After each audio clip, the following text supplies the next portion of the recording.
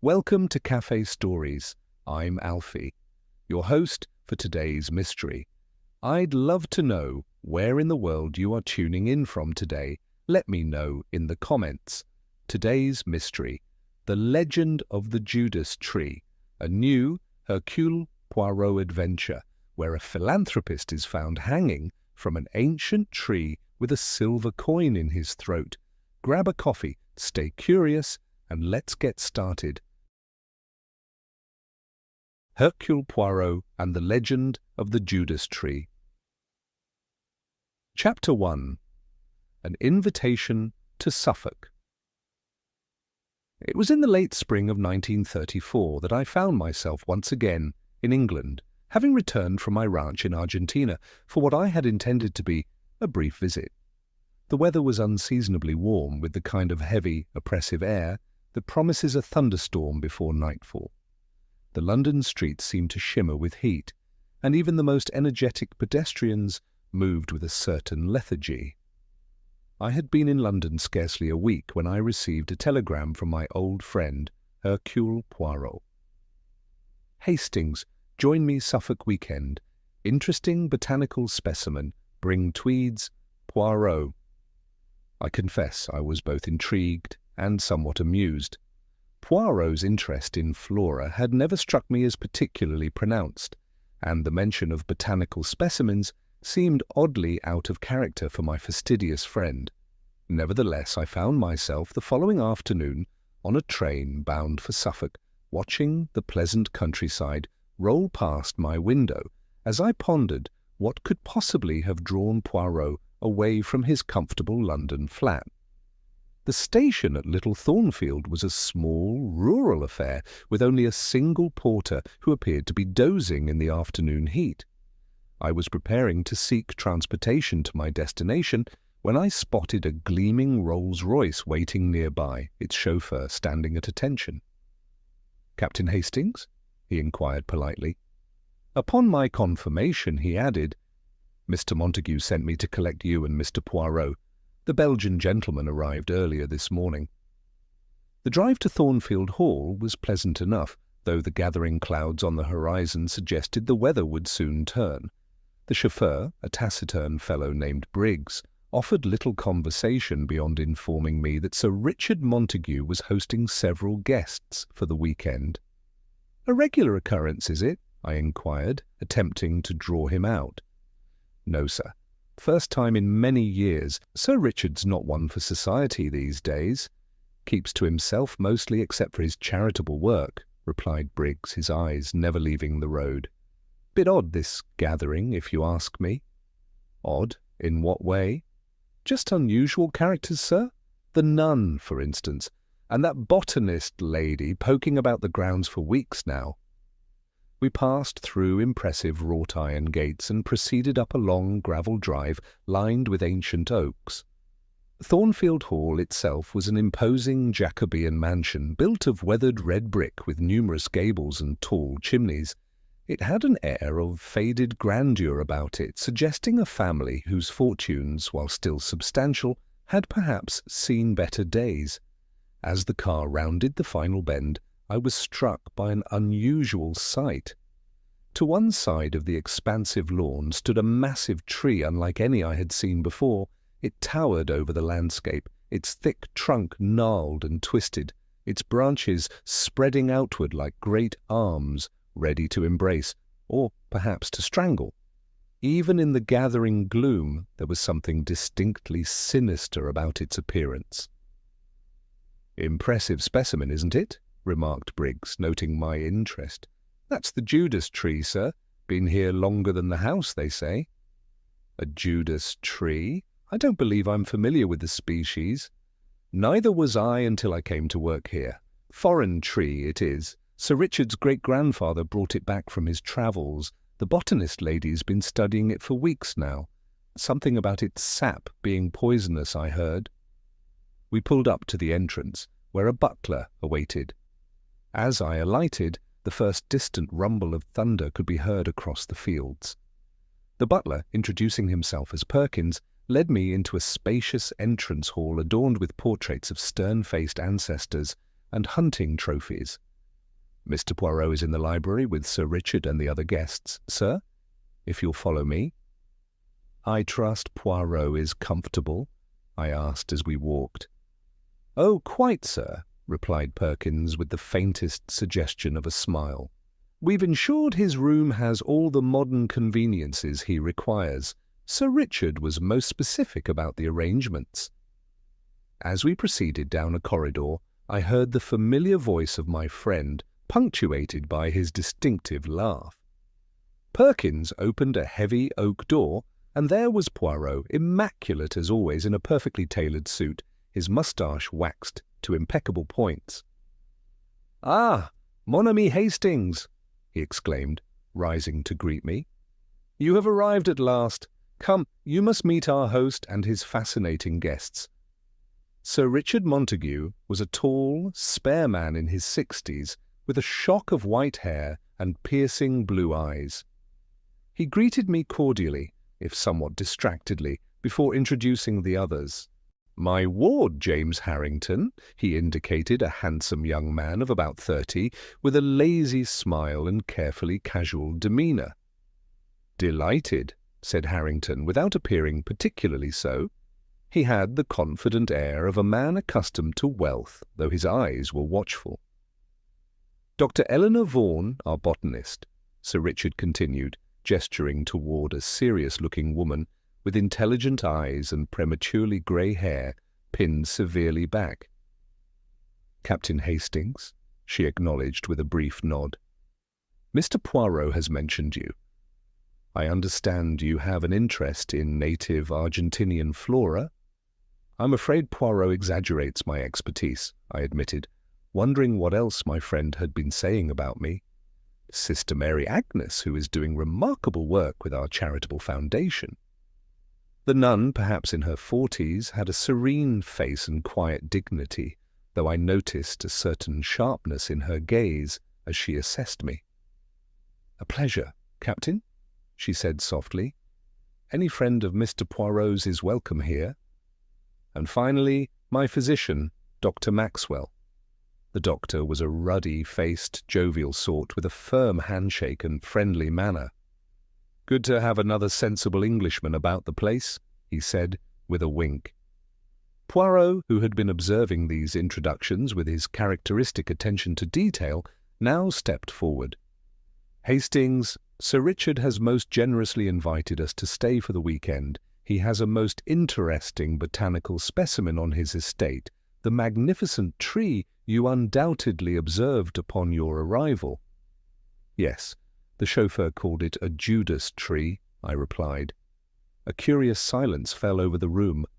Sir Richard's expression tightened almost imperceptibly, while Sister Mary Agnes's fingers moved briefly to the crucifix at her neck. "Indeed," said Dr. Vaughan, breaking the silence. "Chercis siliquastrum, to give it its proper name, a fascinating species and quite rare in England, especially one of such age and size." "It has been in the Montague family for generations," said Sir Richard, his voice carrying a note of pride. "Though some would say it has brought us more than its share of trouble." "Superstitious nonsense," muttered James Harrington, helping himself to a drink from the sideboard. "Perhaps," Sir Richard replied with a glance at his ward, "but even nonsense may contain a grain of truth. Wouldn't you agree, Mr. Poirot?" "Indeed, monsieur," said Poirot thoughtfully. "In my experience, behind many superstitions lies a history worth investigating. I look forward to hearing more about your remarkable tree." Outside, the thunder rumbled closer, and the first heavy drops of rain began to spatter against the library windows. The approaching storm seemed to cast a shadow over the room, and I could not help but feel that beneath the polite conversation lay currents of tension and unspoken secrets. Little did I know then how prophetic the gathering clouds would prove to be, or what dark tragedy awaited us beneath the branches of the Judas Tree. Chapter 2. The Legend of the Judas Tree. Dinner that evening was served in the grand dining room of Thornfield Hall.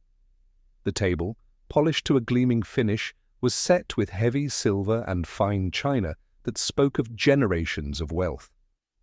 Outside, the storm had intensified, with rain lashing against the windows and occasional flashes of lightning illuminating the darkened grounds. Poirot, seated at Sir Richard's right hand, appeared entirely at ease, though I noticed his eyes darting occasionally to each face around the table with that peculiar attentiveness that I had come to recognize as the prelude to his interest being aroused. "Tell me, Dr. Vaughan," said Poirot, delicately patting his lips with his napkin, "what is it about this particular specimen of the Judas tree that has captured your scientific interest?" Dr. Vaughan's face brightened with scholarly enthusiasm. "It's quite extraordinary, Mr. Poirot. Most Cerci siliquastrum specimens in England are relatively young and struggle in our climate, but this one—" She gestured toward the window, beyond which the tree stood in darkness, "has thrived for nearly 2 centuries. Its size alone makes it botanically significant." "And its toxicity?" Poirot inquired. "I understand the sap contains certain interesting properties." "Indeed," she replied, leaning forward slightly.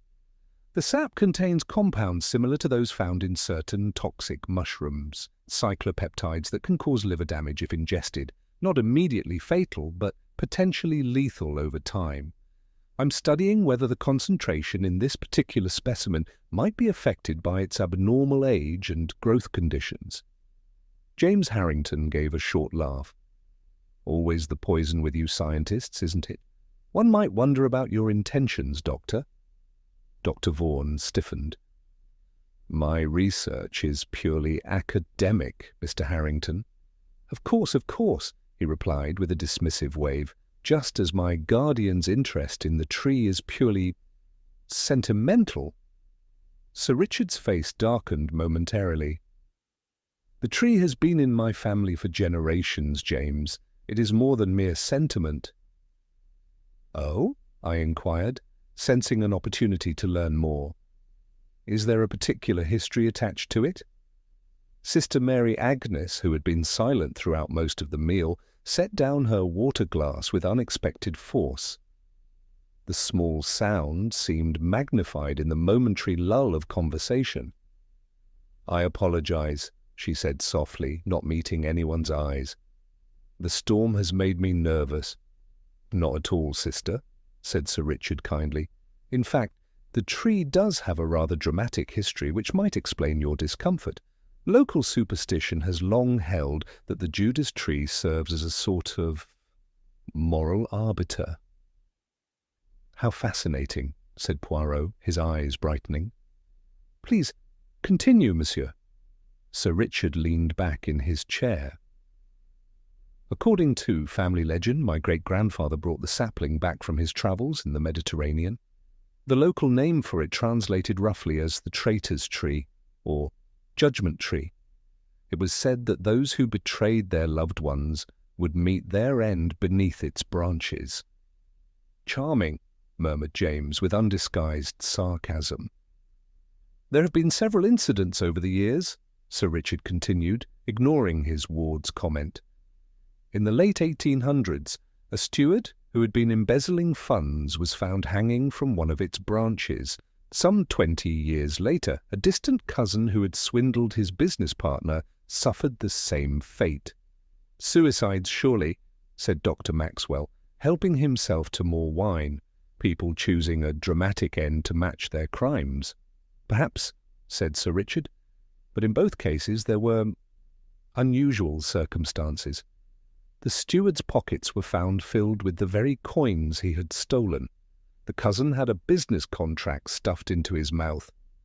A flash of lightning illuminated the room, followed almost immediately by a deafening crack of thunder. Sister Mary Agnes visibly flinched. "You see," said Sir Richard, with a gentle smile. "Even Sister Mary Agnes feels the power of the story." "I find all such talk of judgment and vengeance rather disturbing," she replied in a measured tone. "God alone passes final judgment, Sir Richard." "Yet sometimes," said Poirot thoughtfully, "the instrument of divine justice may take a more tangible form, yes?" The nun's eyes met his for a moment, then dropped to her plate. "I couldn't say, Mr. Poirot."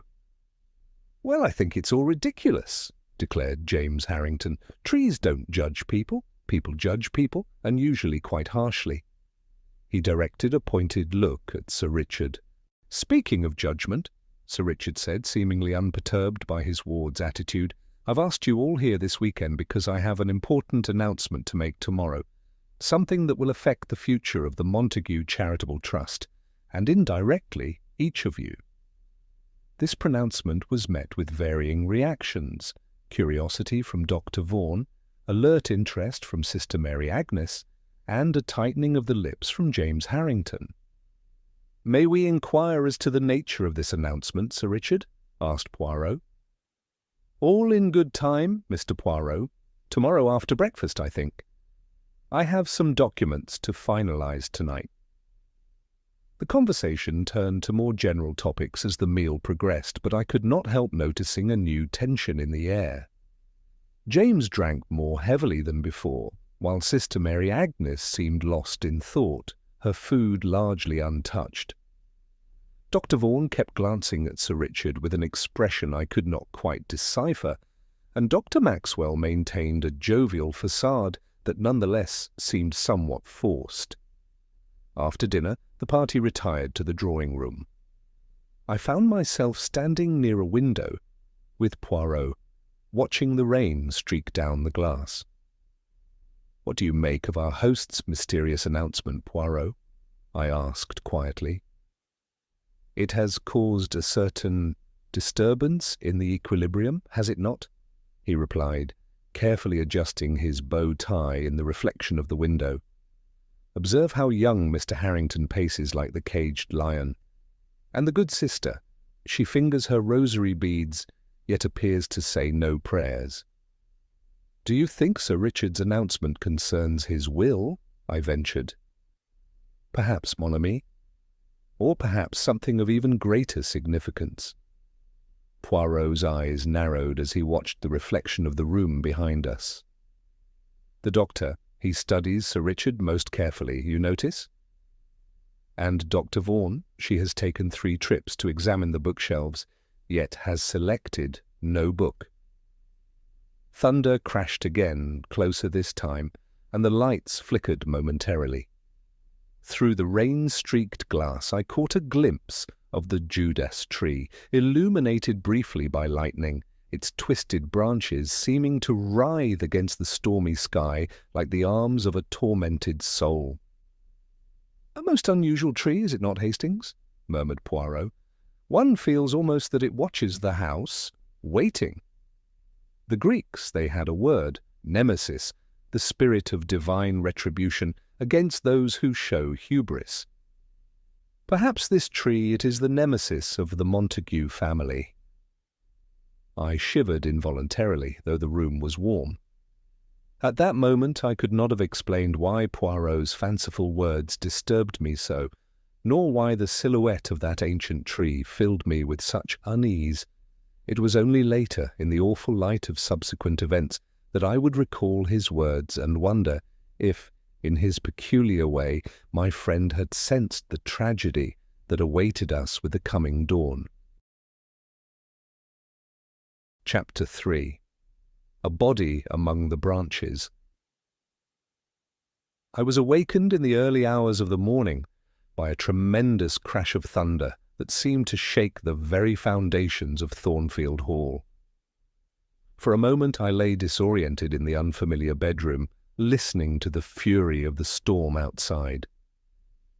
The rain lashed against the windows with almost vindictive force, and flashes of lightning illuminated the room in brief, ghostly tableau. Sleep proving impossible, I rose and donned my dressing gown. Perhaps a book from the library might help pass the time until the storm abated. As I opened my door, I was surprised to find the corridor already illuminated, with sounds of movement and hushed voices coming from the direction of the main staircase. Curious, I made my way toward the commotion. I encountered Perkins, the butler, in the upper hall, his normally impassive face betraying distinct alarm. "What's happening, Perkins?" I inquired. "It's Sir Richard, sir," he replied, his voice taut with concern. "He's not in his room, and his bed hasn't been slept in. Mr. James has organized a search of the house." In this weather? I glanced toward a window where the storm continued unabated. "Mr. James is most concerned, sir. Sir Richard often works late in his study, but he always retires by midnight. The study was found empty, with papers scattered across the desk." I quickly volunteered to join the search and returned to my room to dress. As I was pulling on my boots, there came a sharp rap at my door. It was Poirot, already impeccably dressed despite the hour, not a hair out of place. "Ah, Hastings, you have heard the news, yes?" His eyes, normally so bright and curious, held an unusual gravity. "About Sir Richard's disappearance? Yes, I was just preparing to join the search." "Then we shall go together, mon ami. I fear—" He stopped abruptly as a commotion erupted from downstairs. We hurried to investigate and found James Harrington giving instructions to several servants in the entrance hall. "We'll need lanterns," he was saying, his earlier languor replaced by tense efficiency. "And mackintoshes for anyone searching the grounds." "Mr. Harrington," called Poirot, "may I inquire as to what has been discovered thus far?" James turned to us, his face pale in the electric light. "Nothing yet, Mr. Poirot. My guardian sometimes walks the grounds at night when he can't sleep, but in this weather—" He left the implication hanging ominously. Dr. Maxwell appeared from the direction of the library, medical bag in hand. "Any news?" he asked brusquely.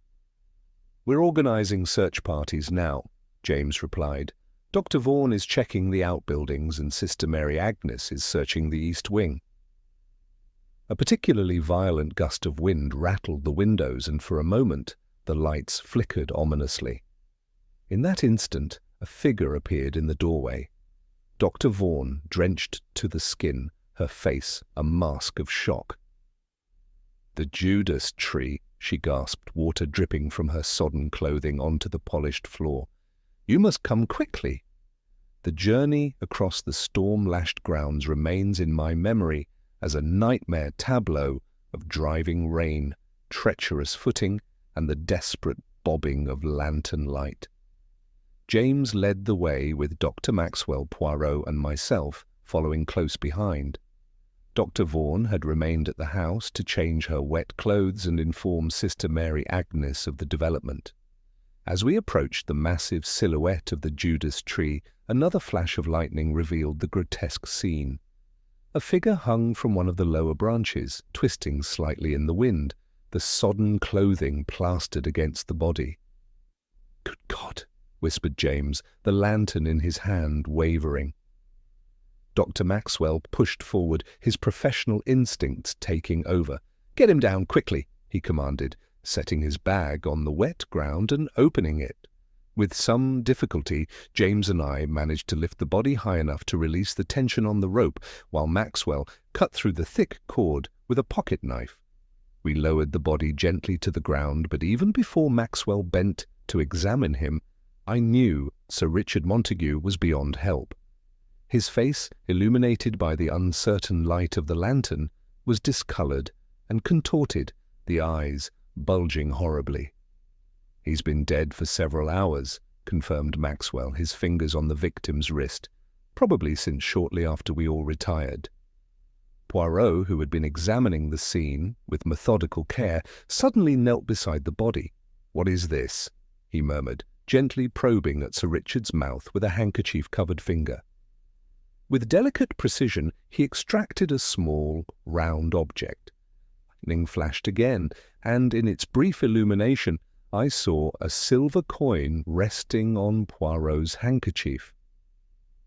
"What in God's name?" exclaimed James, staring at the coin in disbelief. "It appears, monsieur," said Poirot gravely, that someone wished to make a point most dramatically. Maxwell leaned closer to examine the coin. It looks old, ancient even. Indeed, replied Poirot. And most symbolic, is it not? A silver piece placed in the mouth of a man hanged from the Judas Tree. The implication hung in the air between us, as palpable as the storm that continued to rage overhead. The tree itself seemed to loom larger now, its gnarled branches reaching toward us like accusing fingers. "We should get him back to the house," said Maxwell, breaking the horrified silence. "Nothing more can be done here." As we prepared to carry the body back to Thornfield Hall, Poirot continued his examination of the scene, moving methodically around the base of the tree. The rain had begun to slacken somewhat, allowing him to search the ground more effectively. "Hastings," he called suddenly, "your assistance, if you please." I joined him at the far side of the massive trunk. He pointed to a small object half buried in the mud at the base of the tree. "If you would be so kind." I retrieved what appeared to be a torn piece of dark fabric, sodden with rain and stained with mud. "Keep it safe, mon ami," said Poirot quietly, "and observe the hands of our unfortunate victim before they move him." I looked as directed and noticed peculiar markings on Sir Richard's palms, dark stains that might have been sap or some other substance. Before I could examine them more closely, James and Dr. Maxwell had prepared to transport the body. Our sombre procession made its way back to the house, the body of Sir Richard Montague carried between us. The storm was beginning to recede, the thunder now a distant rumble, as though nature's fury had been appeased by the night's tragic events. Behind us, the Judas Tree stood sentinel in the grey half-light of approaching dawn, its ancient branches still heavy with rain, and now with something more. The weight of another death added to its sinister legacy. Chapter 4. The Silver Piece. By mid-morning, Thornfield Hall had taken on the atmosphere of a besieged fortress. The local police had arrived shortly after dawn, led by Inspector Graves, a tall, austere man with a methodical manner that reminded me somewhat of our own Inspector Japp. The household staff moved about their duties with hushed voices and downcast eyes, while the guests remained sequestered in the drawing-room at the inspector's request.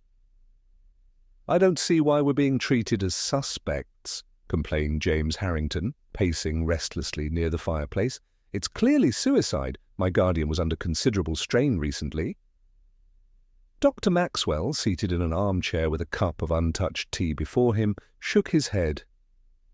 "I've treated Sir Richard for years. He wasn't suicidal, despite his occasional melancholy." "Besides," added Dr. Vaughan, who had exchanged her sodden clothes for a severe grey dress, "how do you explain the silver coin?" Sister Mary Agnes, who had been silently fingering her rosary beads, looked up sharply. "What silver coin?" Before anyone could respond, the drawing-room door opened to admit Inspector Graves and Poirot. They made an incongruous pair, the tall, sombre Englishman and the dapper Belgian with his waxed moustache and precise gestures. "Ladies and gentlemen," began Graves, "I appreciate your patience. We'll need to speak with each of you individually, but first, Mr. Poirot has something to share." Poirot stepped forward, holding a small object wrapped in his immaculate handkerchief. With a flourish that seemed incongruous given the circumstances, he unveiled the silver coin we had discovered in Sir Richard's mouth.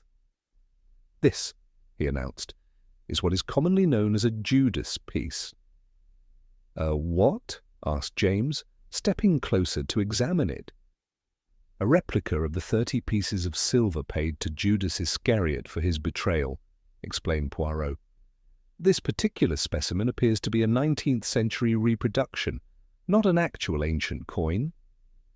I noticed Sister Mary Agnes grow pale, her fingers tightening around her rosary. "Are you suggesting this has religious significance?" inquired Dr. Vaughan, leaning forward with scholarly interest.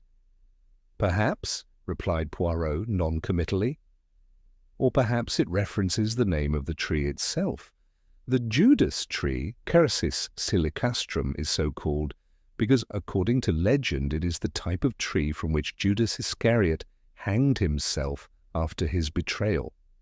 A heavy silence followed this pronouncement, broken only by the ticking of the mantel clock. "So you're implying murder," said James flatly, "with some sort of biblical symbolism attached?" "That is one possibility we must consider," replied Graves, his tone neutral.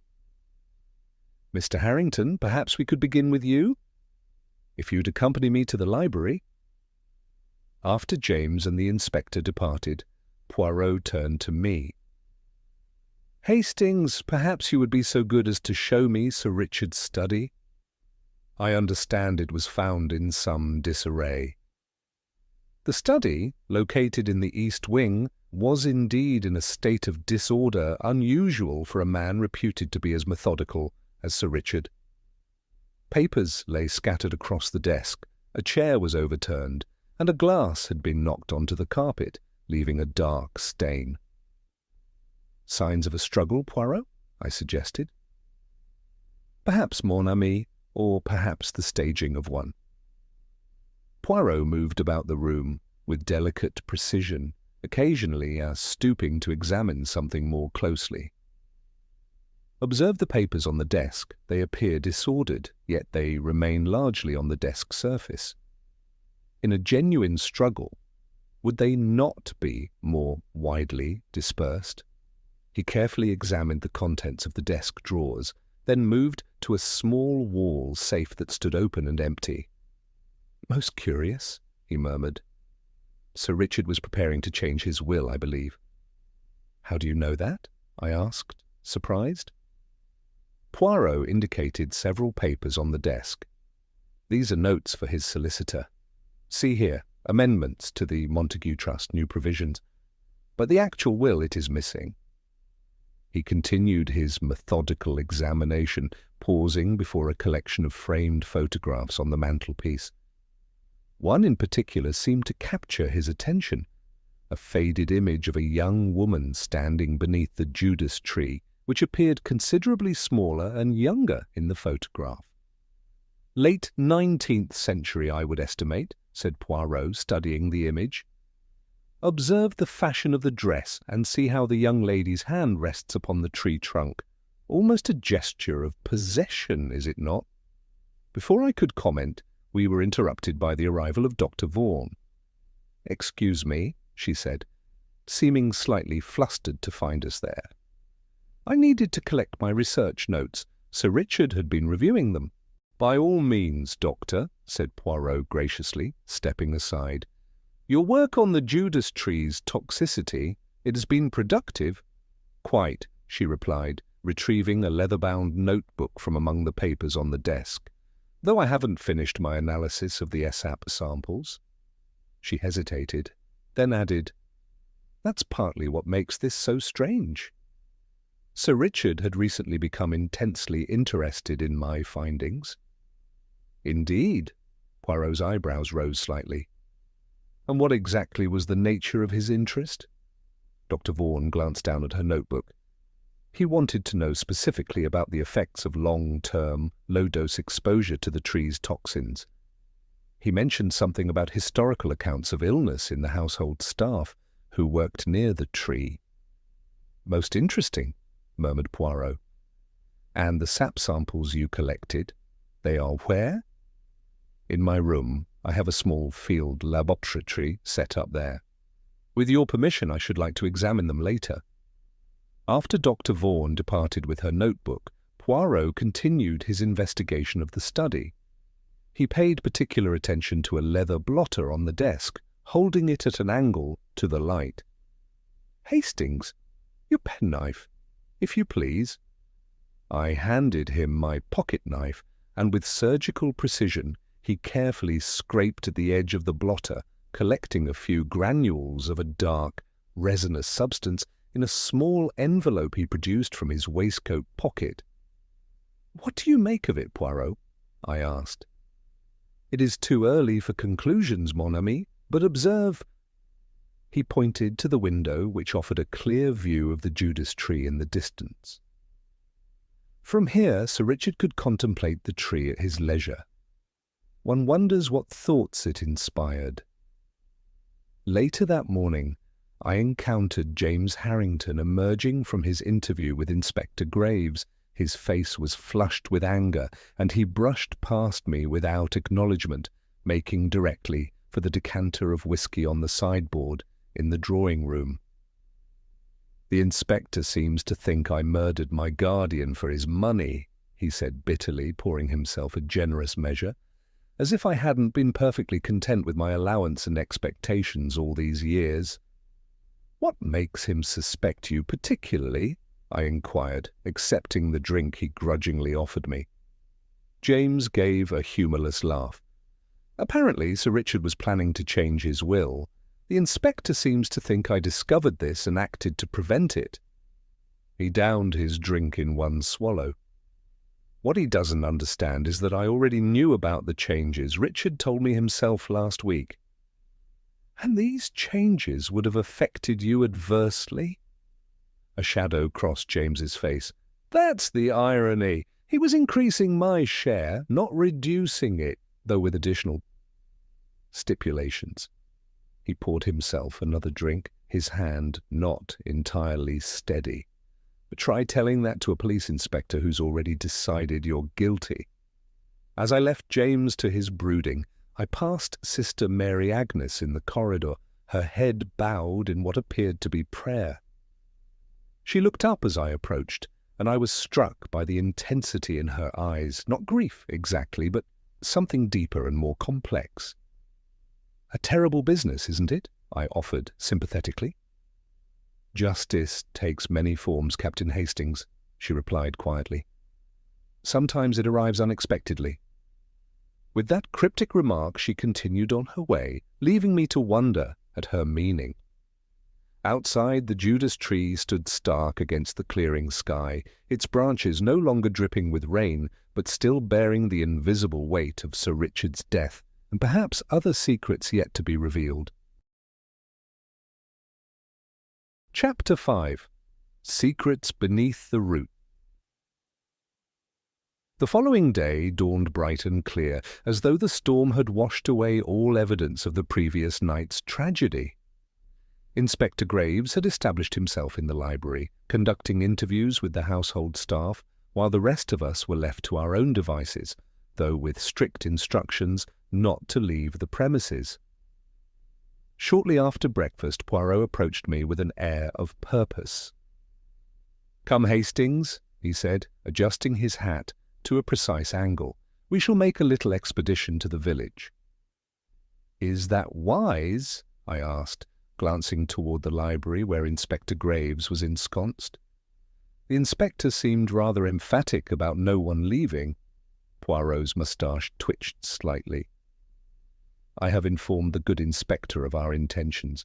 He understands that I may discover information of value." We set off in a small motor car that Poirot had somehow persuaded James Harrington to lend us. The countryside, freshly washed by the storm, gleamed in the morning sunlight, presenting a pastoral tranquillity that seemed at odds with the darkness that had descended upon Thornfield Hall. The village of Little Thornfield proved to be a picturesque collection of stone cottages clustered around a medieval church. Our first stop was the vicarage, where Poirot introduced himself to the Reverend Thomas Willoughby, an elderly man with a scholar's stoop and bright, inquisitive eyes. "Sir Richard Montague," the vicar repeated, after Poirot had explained our errand. "A tragic business, most tragic. He was a generous benefactor to the Church Restoration Fund." "You knew him well?" inquired Poirot. "As well as anyone, I suppose. The Montagues have been the local gentry for generations, though Sir Richard was more approachable than his predecessors." The vicar hesitated, then added, But I sense you're not here merely to discuss Sir Richard's character. Indeed not, mon père, replied Poirot. I am interested in the history of the Montague family, specifically any incidents that might be connected to the Judas Tree on the estate. A subtle change came over the vicar's expression. Ah, that unfortunate tree. There have been rumours, of course, spanning back decades. What sort of rumours? I asked. The usual sort of country superstition, claims that the tree brings misfortune to the Montague family. There was a particularly unsavoury incident in the 1880s. Sir Richard's father, Sir William, was involved in a scandal involving a young woman from the village. A romantic entanglement, suggested Poirot. The vicar nodded gravely. A servant girl at the hall, she became with child. The story goes that Sir William denied any responsibility and dismissed her. She was found shortly afterward, drowned in the lake on the estate. Near the Judas Tree? Asked Poirot sharply. Under its branches, in fact. The local people claimed the tree had judged Sir William, though of course he lived for many years afterward. The vicar paused, then added, The curious thing was that Sir William became something of a recluse after the incident, and was rarely seen beyond the hall grounds until his death. And the girl? I inquired. What became of her child? The poor creature was born posthumously, I believe. I'm not entirely certain what happened to the infant. Adopted by relatives in another village, perhaps. It was all rather hushed up at the time. Poirot's eyes had taken on the particular gleam that I knew betokened his interest. Would there be any record of this affair? Any parish registers, perhaps? You might check with Mrs. Baxter at the post office, the vicar suggested. Her grandmother was housekeeper at Thornfield Hall during that period. Village memories are long, Mr. Poirot, especially regarding the sins of the gentry. Mrs. Baxter proved to be a fountain of information. Once Poirot had charmed her with his foreign manners and exquisite courtesy. We sat in her neat parlour behind the post office, drinking tea from delicate china cups. Oh, the scandal was the talk of the village for years, she confided, her eyes bright with the pleasure of sharing long-preserved gossip. My grandmother said the poor girl, Eliza Barton was her name, was beautiful but naive. Sir William took advantage, as gentlemen often did in those days. And after her death, prompted Poirot. The baby was a girl, born to Eliza's sister Jane, who raised the child as her own. They left the area soon after. Too many wagging tongues, you understand. Went up north somewhere, Manchester or Liverpool. Do you know what became of them? Mrs. Baxter shook her head. Lost track after they left, though my grandmother always said Sir William sent money regular-like through his solicitor. Conscience money, she called it. One final question, madame, said Poirot. The Judas Tree on the estate, it had some connection to this affair. A shadow seemed to cross Mrs. Baxter's face. Eliza was found beneath it.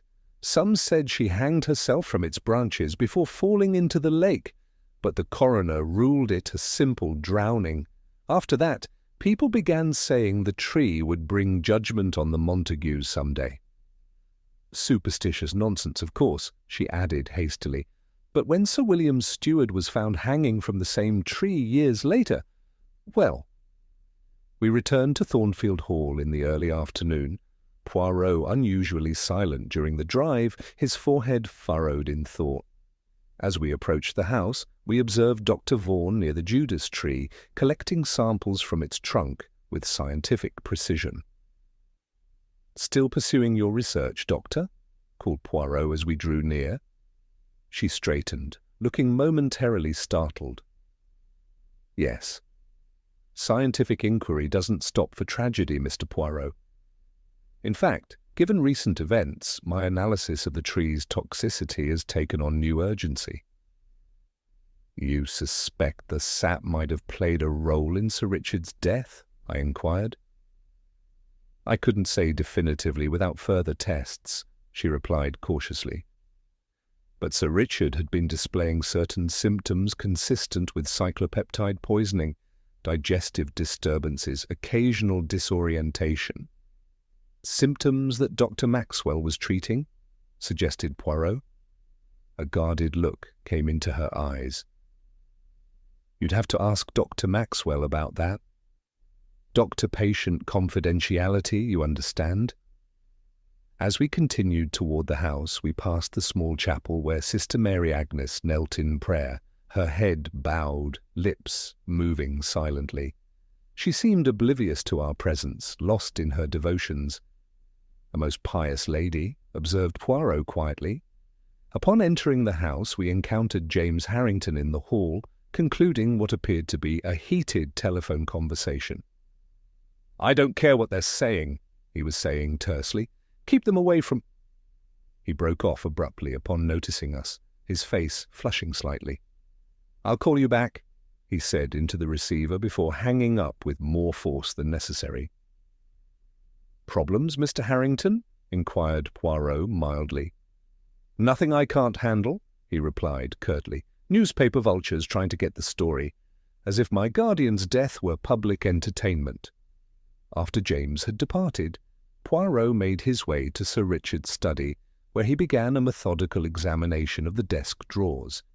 His persistence was rewarded when he discovered a hidden compartment containing a bundle of yellowed letters tied with faded ribbon. "Correspondence from the 1880s, he murmured, carefully examining the fragile paper. "Between Sir William and his solicitor. Most interesting." "What do they say?" I asked, peering over his shoulder. "They concern financial arrangements for the support of a child, and here—" He indicated a passage, a reference to making amends for the unfortunate incident. "The solicitor advises discretion in this delicate matter involving the Barton girl." "The servant who drowned," I said, the pieces beginning to connect. "Precisely, Hastings. And observe the date of the final letter, just 3 days before Sir William's death." Poirot carefully refolded the letters. "It appears that the past casts very long shadows at Thornfield Hall, mon ami. Shadows that may reach even to the present day." Outside the study window, the Judas Tree stood in stark relief against the afternoon sky, its ancient branches spread wide like welcoming arms, or perhaps like the hands of an executioner poised to deliver judgment for sins long buried but not forgotten. Chapter 6. The Faded Photograph. Later that afternoon, Poirot gathered Inspector Graves, Dr. Maxwell, and myself in the library. The inspector had been making little headway with his investigation and seemed grateful for Poirot's assistance, though he maintained a professional skepticism. "Let us consider the timeline of events," began Poirot, pacing before the fireplace with precise steps. "Sir Richard retires to his study after dinner, approximately 9:30, according to the butler's testimony. The storm begins in earnest around 10 o'clock. At what time, Doctor, would you estimate Sir Richard's death occurred?" Dr. Maxwell stroked his chin thoughtfully. "Based on the body's condition, between 11 and midnight, certainly no later than 1 in the morning." "And when was the body discovered?" Poirot asked, turning to the inspector. "Dr. Vaughan found him at approximately 5:30 in the morning," replied Graves. "She had risen early to check on some experiment and noticed something amiss at the tree."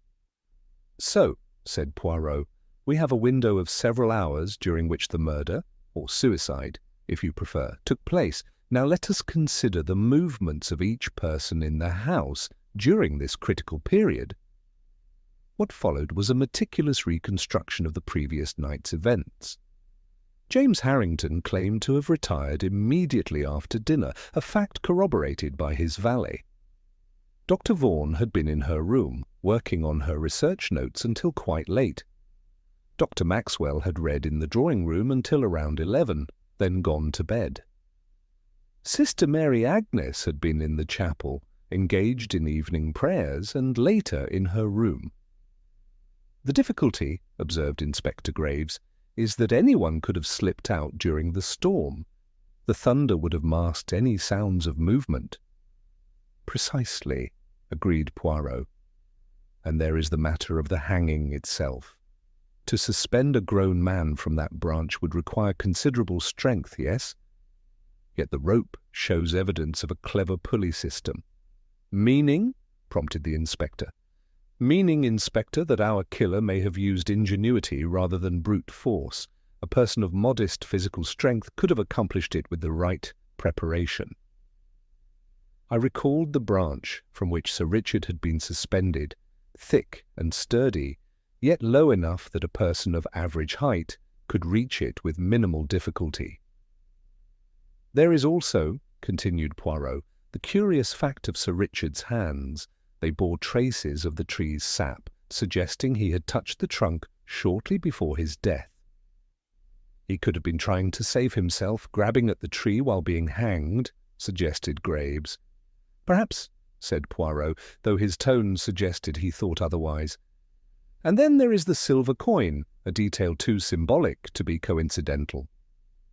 The discussion was interrupted by the arrival of Perkins, bearing a telegraph for Inspector Graves. The inspector read it with raised eyebrows. "Well, this is interesting," he said. "It seems Sister Mary Agnes's background checks out. She's been with the Sisters of Mercy for 18 years. Before that, she was raised in a Catholic orphanage in Manchester." "Manchester," I repeated, recalling Mrs. Baxter's mention of the Barton girl's sister taking her niece up north. Poirot's eyes met mine briefly, acknowledging the connection, but he made no comment. After the meeting dispersed, Poirot led me back to Sir Richard's study, where he resumed his examination of the dead man's possessions. "There is something here, Hastings," he murmured, rifling through a desk drawer. "Something that— Ah!"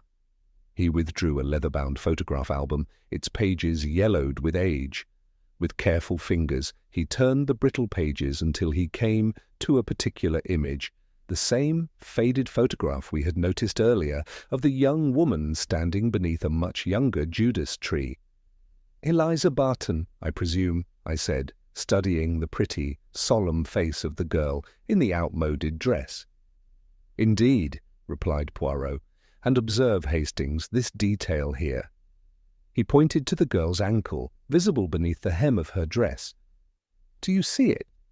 I peered closer. There appeared to be some sort of marking on her skin, a small dark pattern that I had initially taken for a shadow or a flaw in the photograph.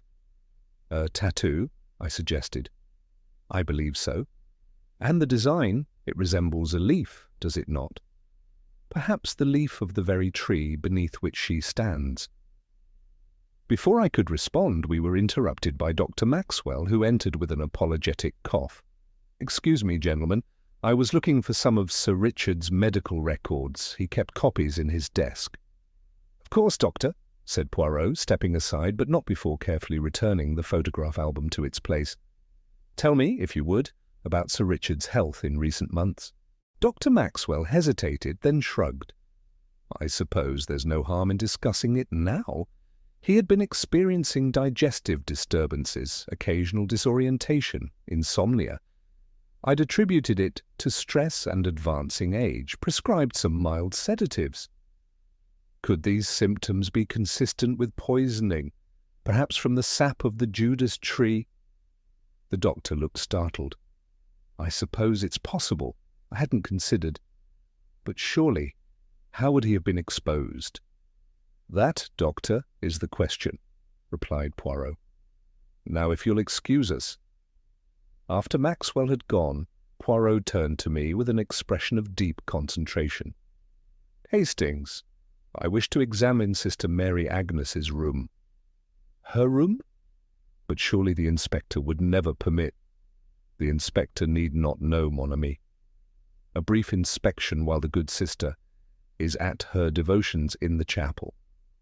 I was uncomfortable with this clandestine approach, but Poirot was already moving with purpose toward the east wing where the guests' rooms were located.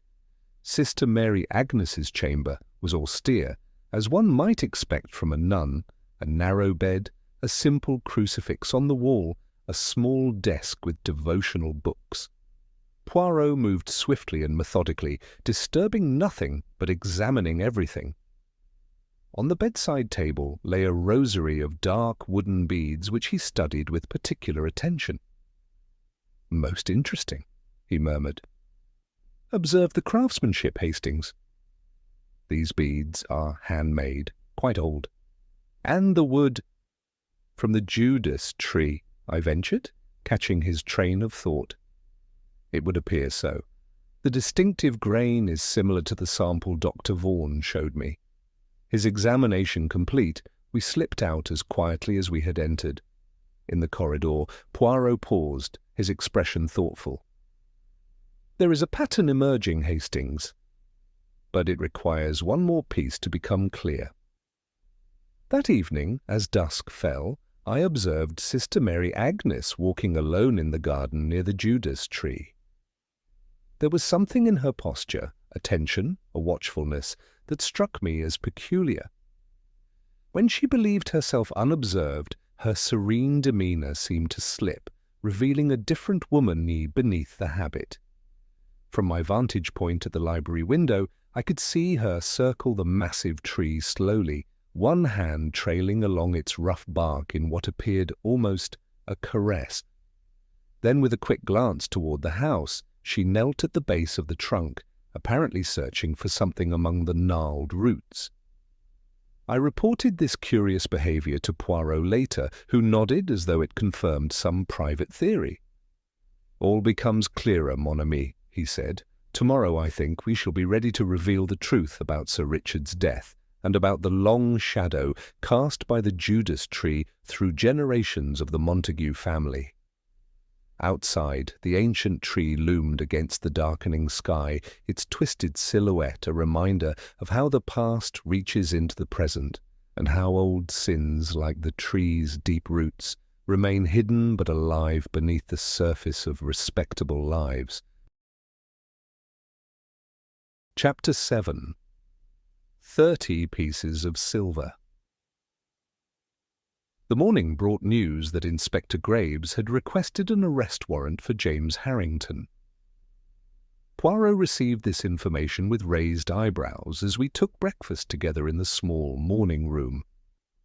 "The inspector moves with haste, does he not?" he remarked, delicately spreading marmalade on his toast. "You don't think James is guilty?" I asked, surprised. "I think, mon ami, that the case against him is built on circumstance and supposition. Yes, he stood to inherit.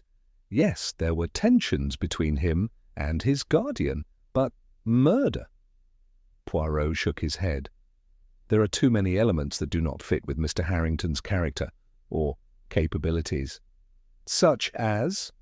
"The symbolism, Hastings, the silver coin, the choice of the Judas Tree, these speak of personal significance, of a crime with roots in the past. Mr. Harrington is too young to have such connections." Before I could pursue this line of thought further, Perkins entered to inform us that Inspector Graves wished to see Poirot urgently. We found the inspector in the library examining a collection of silver coins laid out on a blotter. "Ah, Mr. Poirot," he said, looking up from his examination, "I thought you might be interested in this. We've found a complete set of replica Judas coins in Sir Richard's collection. One is missing, presumably the one placed in his mouth." Poirot bent to study the coins. "Where were these discovered?" "In a display case in his bedroom. Apparently he was something of a collector of biblical artifacts." Poirot's eyes narrowed slightly. "Most interesting. And did anyone besides Sir Richard have access to this collection?" "That's just it," replied Graves. "According to the housekeeper, Sir Richard often showed these coins to guests. Any one of the household could have known about them and had opportunities to take one. Yet the choice of this particular coin as a murder token suggests intimate knowledge of its significance," mused Poirot. "Tell me, Inspector, have you completed your background check on Dr. Vaughan?" "Yes, she's legitimate. Respected botanist, published several papers on toxic plants, been working with the Royal Botanical Society for the past decade. And Dr. Maxwell? Long-standing family physician, known Sir Richard for 20 years. No red flags there. Poirot nodded thoughtfully. I should like to conduct a small experiment this afternoon, with your permission. Perhaps at 3 o'clock we might gather everyone near the Judas Tree. What sort of experiment? Asked Graves, suspiciously. A reconstruction of sorts. I believe it will prove most illuminating.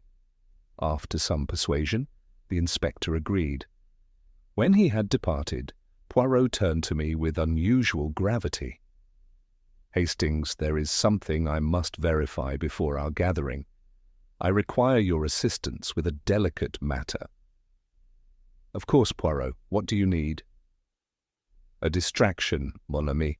I must examine something in Sister Mary Agnes's room once more, but I cannot risk being discovered. I was uncomfortable with the deception, but agreed to help. A short while later, I found myself engaged in a rather forced conversation with Sister Mary Agnes in the conservatory, asking her detailed questions about her charitable work while Poirot slipped upstairs. The orphanage in Manchester where you were raised, I ventured, recalling our earlier discoveries. It must have instilled in you a deep commitment to helping disadvantaged children. A shadow crossed her face briefly. Yes, Captain Hastings. When one has experienced hardship firsthand, one develops a certain sensitivity to the suffering of others. And how did you come to be involved with Sir Richard's foundation? Divine Providence, she replied, with a smile that did not quite reach her eyes. Our paths crossed at a charity function in London last year. When he learned of my background in administration, he invited me to assist with his foundation. A fortunate meeting, I remarked. Indeed, though I believe there are no accidents in God's plan, Captain. Her fingers moved to the wooden rosary at her waist. Each encounter serves his purpose. Our conversation was interrupted by the return of Poirot, who appeared in the doorway with an expression of satisfied determination. My friend had evidently found whatever he had been seeking. By 3 o'clock, dark clouds had once again gathered on the horizon, providing a dramatic backdrop for our assembly beneath the Judas Tree. Inspector Graves had arranged for James Harrington to be present, though the young man stood apart from the others, his face tight with suppressed anger. Dr. Vaughan carried her notebook and several small glass vials, while Dr. Maxwell looked uncomfortable, repeatedly checking his pocket watch. Sister Mary Agnes stood with quiet dignity, her eyes occasionally straying to the massive trunk of the ancient tree. Ladies and gentlemen, began Poirot once everyone had gathered, I have asked you here because this tree is central to our investigation. It is not merely the scene of Sir Richard's death, but I believe it holds the key to understanding why he died. Lightning flickered in the distance, echoing the dramatic nature of Poirot's pronouncement. The approaching storm seemed to mirror the tension among our small group. Inspector Graves believes that Mr. Harrington is responsible for his guardian's death, continued Poirot. A conclusion based primarily on the assumption that Sir Richard intended to change his will to Mr. Harrington's detriment. Which is completely false, interjected James heatedly. Precisely, agreed Poirot. In fact, Sir Richard was indeed modifying his will, but not to disinherit his ward. Rather, he was making provisions for someone else, someone whose existence he had only recently discovered. A heavy silence fell over the group, broken only by the distant rumble of thunder. Dr. Vaughan, Poirot turned suddenly to the botanist. Your analysis of the tree's sap, it confirmed the presence of toxic compounds, did it not? She nodded. Yes, cyclopeptides, similar to those found in certain poisonous mushrooms. Prolonged exposure could cause symptoms consistent with what Sir Richard had been experiencing. And you shared these findings with Sir Richard? Of course. He was funding my research. And his reaction? Pressed Poirot. Dr. Vaughan hesitated. He seemed troubled, asked many questions about how the toxin might be administered, whether it would be detectable. Because, said Poirot, he suspected he was being poisoned, not by the tree directly, but by someone using its toxic properties. He reached into his pocket and withdrew a small vial. This is tea, specially blended for Sir Richard. It contains trace amounts of the Judas Tree's sap, not enough to kill quickly, but sufficient to cause gradual deterioration. Dr. Maxwell stepped forward, his professional interest aroused. That would explain his symptoms, but who would have access to prepare his tea regularly? All eyes turned to the butler, Perkins, who stood nervously at the edge of the group. I serve his lordship's tea, sir, but I don't prepare it. That's done in the kitchen. Or perhaps, suggested Poirot, by someone else entirely. Someone with both knowledge of the tree's properties and a powerful motive. His gaze settled on Sister Mary Agnes, whose face remained impassive. Someone whose true identity Sir Richard had only recently discovered. A flash of lightning illuminated the scene, followed immediately by a rumble of thunder that seemed to emphasize Poirot's words. In that brief, harsh light, Sister Mary Agnes appeared transformed, the serene nun replaced by a woman of fierce determination. "I don't know what you're implying, Mr. Poirot," she said calmly, though her fingers tightened on her rosary. "I think you do," replied Poirot. He turned to Inspector Graves. "The woman before us is indeed Sister Mary Agnes of the Sisters of Mercy, but before she took her vows, she was known by another name, the daughter of Eliza Barton and Sir William Montague." As another flash of lightning cast dramatic shadows across the gathering, a sudden gust of wind caught Sister Mary Agnes's long skirt, momentarily lifting the hem to reveal her ankle, and there, clear against her pale skin, was a small tattoo in the distinctive shape of a Judas Tree leaf. Chapter 8. Judgment Falls. For a moment after Poirot's revelation, silence reigned absolute. Even the storm seemed to pause, as though nature itself awaited the woman's response. Sister Mary Agnes stood motionless, her face partially shadowed by her habit, but I could see her fingers tighten around her rosary beads. "How long have you known?" she asked finally. Her voice altered, harder, with the faintest trace of a northern accent that had been absent before. "I suspected from our first meeting," replied Poirot. "There was something in your reaction when the Judas Tree was mentioned, a personal connection that transcended mere religious symbolism. But certainty came only yesterday when I discovered this." He produced from his pocket a small silver locket. Sister Mary Agnes's hand moved involuntarily to her throat, as though reaching for something no longer there. "Where did you find that?" she demanded. "Among Sir Richard's most private possessions. Inside is a miniature portrait of a young woman, Eliza Barton, your mother, and a lock of dark hair. The inscription reads, 'Remembered always.' Sir Richard kept this, I think, out of a sense of family obligation. He knew who you were, did he not?" The nun's composure finally cracked, a bitter smile transforming her face. "Yes, he knew. I made sure of it when I came here." "Sister Mary Agnes," began Inspector Graves, stepping forward with an expression of confused determination. "My name," she interrupted, "is Mary Agnes Barton. I took my mother's surname when I left the orphanage before entering the convent. The Sisters of Mercy gave me sanctuary and purpose, but they did not know my true mission." "Which was?" prompted Graves. "Justice," she said simply. "Justice, long delayed." "Perhaps," suggested Poirot gently. you would share with us how this came to pass." Mary Agnes looked up at the twisted branches of the Judas tree now swaying in the strengthening wind. "My Aunt Jane raised me until I was 7, then she died of consumption.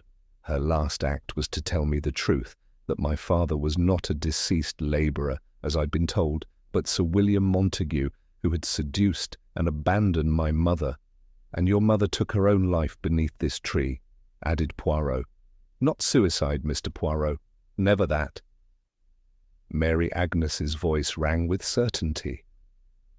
"My aunt was convinced my mother had been murdered, her body placed in the lake to suggest drowning. My mother was a devout woman. She would never have violated her faith by taking her own life, no matter her desperation.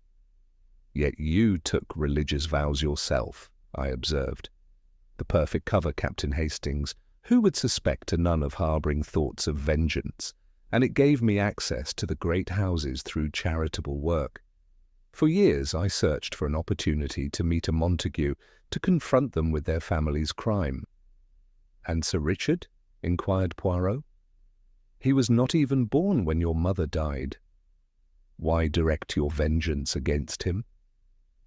"At first I meant only to make him acknowledge what his father had done," she admitted, "to force the truth into the open. But when I arrived here and saw how he lived, in wealth and comfort, the respected philanthropist, while my mother lay in an unmarked grave—" Her voice hardened. "And then I discovered he had known about me for years. His father had confessed everything on his deathbed, including his suspicions about my mother's death." "So you began poisoning him," said Dr. Maxwell, his professional indignation evident. "That's why his symptoms confounded me. Small doses of the tree's toxin administered regularly." "In his evening tea?" confirmed Mary Agnes. "I volunteered to prepare it each night. A special blend for his nerves," I said. "But slow poisoning wasn't enough," continued Poirot. "When Sir Richard informed you of his intention to amend his will, to acknowledge you as his half-brother's daughter and provide for you substantially—" "It was an insult!" Her calm demeanour shattered completely. "To think that money could compensate for what was done to my mother, for the life I was forced to live. He spoke of making amends, as though his family's sins could be wiped away with a banker's draft." "So you decided on a more dramatic form of justice," said Poirot, "one that would expose the family secret and serve as a warning to others." "The Judas Tree has been executing judgment on the Montagues for generations," she replied, a strange light in her eyes. "I merely helped it fulfill its purpose." "By luring Sir Richard out during the storm," said Poirot, "persuading him to meet you at the tree to discuss his proposed amendment to his will. But instead of reconciliation, you had prepared a noose." Mary Agnes did not deny it. "He came willingly enough? I told him I had information about my mother that he should hear before finalizing his plans. The storm provided perfect cover. No one could hear him call for help." "The pulley system was ingeniously simple," observed Poirot.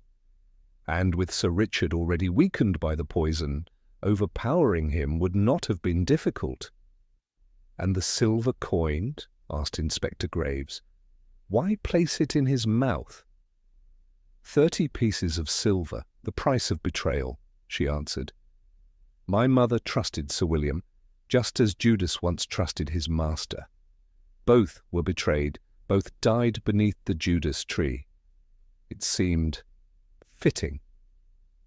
The first heavy drops of rain began to fall as Inspector Graves stepped forward, his face grave but compassionate.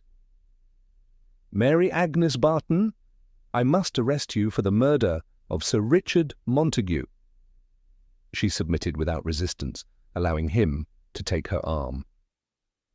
But as they prepared to return to the house, she paused, looking back at the ancient tree with an expression almost like tenderness. "My mother's spirit has waited a long time for this day. she said quietly. The circle is complete now. As they led her away, Dr. Vaughan approached Poirot with undisguised admiration. "How did you piece it together, Mr. Poirot?" "The connection between Sister Mary Agnes and Eliza Barton." "It began with the tattoo," replied Poirot. "In the old photograph, Eliza Barton had a distinctive mark on her ankle, a leaf from the Judas Tree. A curious choice, suggesting a deep personal connection to the tree itself. When I glimpsed a similar marking on Sister Mary Agnes, the possibility presented itself. The Manchester orphanage confirmed it. Both women had roots in the same location."